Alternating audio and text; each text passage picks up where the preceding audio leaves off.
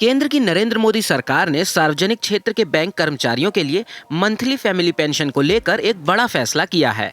सरकार ने अपने ताज़ा फैसले में मंथली फैमिली पेंशन को बढ़ाकर कर्मचारियों के आखिरी वेतन का 30% किए जाने के प्रस्ताव को मंजूरी दे दी है।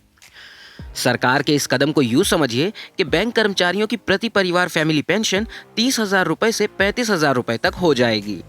वित्त मंत्रालय के वित्तीय विभाग के सचिव देवाशीष पांडा ने कहा है कि सार्वजनिक क्षेत्र के बैंक कर्मचारियों के वेतन संशोधन पर 11वें द्विपक्षीय समझौते में, जिस पर इंडियन एसोसिएशन यानी आईबीए ने 11 नवंबर 2020 को यूनियनों के साथ हस्ताक्षर किए थे, राष्ट्रीय पेंशन योजना के तहत पारिवारिक पेंशन वृद्धि और नियोक्ता के योगदान की बढ़ोतरी का भी प्रस्ताव दिया था।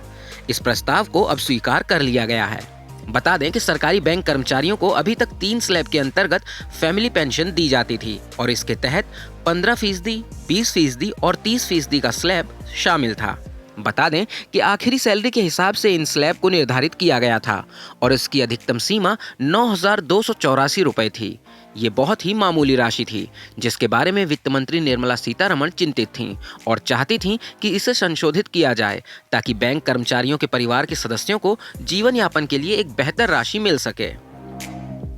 बता दें कि सरकार ने नई पेंशन योजना यानी एनपीएस में नियोक्ताओं के योगदान को मौजूदा 10% से बढ़ाकर 14% करने के प्रस्ताव को भी मंजूरी दे दी है। बढ़ी हुई पारिवारिक पेंशन से सार्वजनिक क्षेत्र के बैंक कर्मचारियों के हजारों परिवार लाभान्वित होंगे, जबकि नियोक्ताओं के योगदान में बढ़ोतरी से नई पेंशन योजना के तहत बैंक कर्मचारियों को वित्तीय सुरक्षा में बढ़ोतरी होगी। बता दें कि वित्त मंत्री ने अपनी 2 दिवसीय मुंबई यात्रा के दौरान सार्वजनिक क्षेत्र के बैंकों के कामकाज की समीक्षा की थी। यहाँ ये भी याद दिला दें कि सरकार ने अगस्त महीने की शुरुआत में सरकारी बैंक के कर्मचारियों और पेंशनर्स के महंगाई भत्ते में बढ़ोतरी का ऐलान किया था। सरकार के इस फैसले से सरकारी बैंकों के 8 लाख से ज्यादा कर्मचारियों को फायदा होने का अनुमान है। सरकारी बैंक के कर्मचारियों का बढ़ा हुआ महंगाई भत्ता अगस्त महीने की सैलरी में जुड़कर आएगा।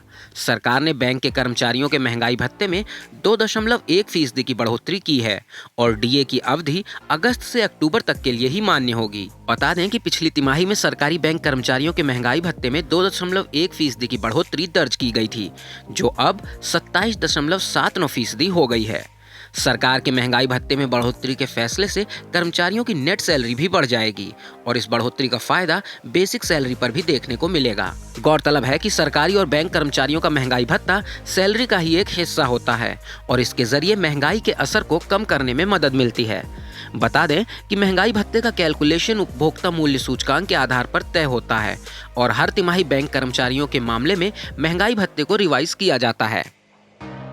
आपको हमारा ये वीडियो कैसा लगा और आप किस टॉपिक पर वीडियो देखना चाहते हैं, हमें कमेंट करके ज़रूर बताएं। इसके अलावा अगर आपने अभी तक हमारे चैनल को सब्सक्राइब नहीं किया है तो अभी ही कर लें, ताकि जब भी हमारे नए वीडियोज़ आएँ तो आपको अलर्ट तुरंत मिल जाए।